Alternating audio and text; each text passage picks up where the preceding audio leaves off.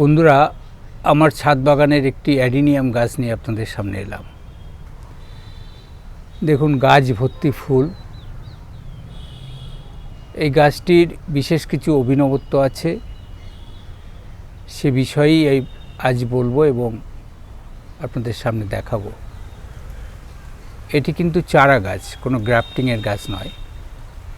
এর ফুলগুলো যেমন সুন্দর, তেমনি এর পাতাগুলোও সুন্দর। দেখুন,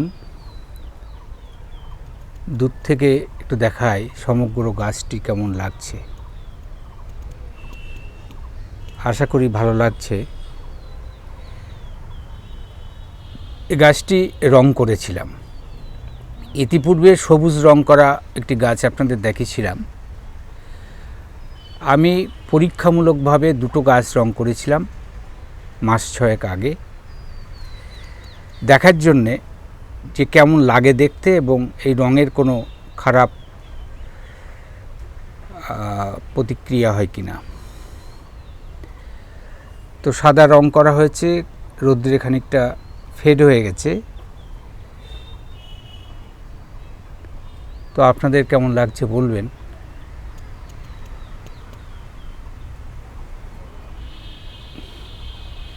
এই গাছটি দেখুন সিলিন্ডারে বসানো এবং বড় একটি প্লাস্টিকের গামলায়। এই গামলার চারিদিকে যে সাদা সাদা জিনিস দেখতে পাচ্ছেন, ওটা ডিমের খোলা। মূলত ডেকোরেশন করার জন্যই দিয়েছি, কিন্তু ভবিষ্যতে এই সয়েলের সাথে এটা মিশে গেলে তো কোনো ক্ষতি নেই। এমনিতেই ডিমের খোলা আমি মেশাই। আর দেখুন, এই গাছটি একটি গ্যালভানাইজের ফ্রেমের উপরে বসানো আছে। পাশের গাছটিও তাই, এ পাশের গাছটিও তাই। এই পাত্রটি আরও বড়। এই গাছগুলো রং করা হয়নি। সাথে সাথে এটা একটু দেখায় আপনাদের। এই পাশের গাছটি এই।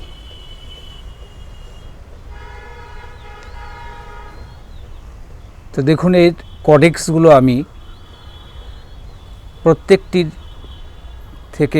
প্রত্যেকটিকে আলাদা করে দিয়েছি এবং কডেক্সগুলো পাত্রের চারিদিকে ছড়িয়ে তাকে বসিয়েছি যাতে দেখতে ভালো হয়। এবং এই কাজটি করতে গিয়ে যে কডেক্স বা শিকড়গুলি একটু অবাঞ্ছিত মনে হচ্ছিল বা দেখতে অড মনে হচ্ছিল, সেগুলোকে কেটে বাদ দিয়েছিলাম। তো সেটা এরকম দাঁড়িয়েছে। আমি একদিক থেকে ভিডিও করছি, যথাসম্ভব চেষ্টা করছি যতটা অন্যদিকে খানিকটা দেখানো যায়।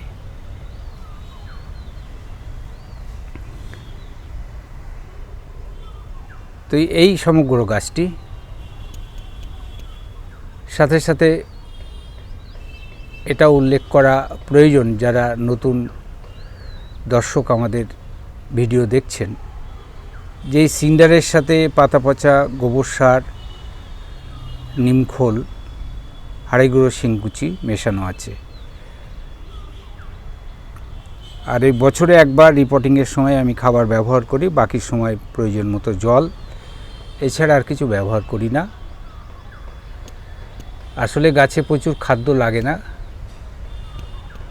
আর এই গাছগুলো তো মরুভূমির গাছ, কষ্ট সহিষ্ণু গাছ। এ গাছে এমনিতেই প্রচুর ফুল হয়। মাসের পর মাস জল না দিলেও এই গাছ মরে না। তো আমি তো সপ্তাহে এই গরমের সময় 1 দিন 2 দিন এর বেশি জল দিতে পারি না। 1 দিন অন্তর 1 দিন অল্প করে জল দিলে ভালো হয় গরমে, কিন্তু আমার একটু অসুবিধা শারীরিক কারণে, সেই জন্য আমার অতটা জল দেওয়া পড়ে না। তো সাধারণত আমি ভিডিও করি না, ইদানিং টুকটাক ভিডিও করছি। জানি না কেমন লাগছে, তো যথাসাধ্য চেষ্টা করলাম গাছটি আপনাদের সামনে তুলে ধরা এবং তার অভিনবত্ব সম্পর্কে কিছু কথা বলা।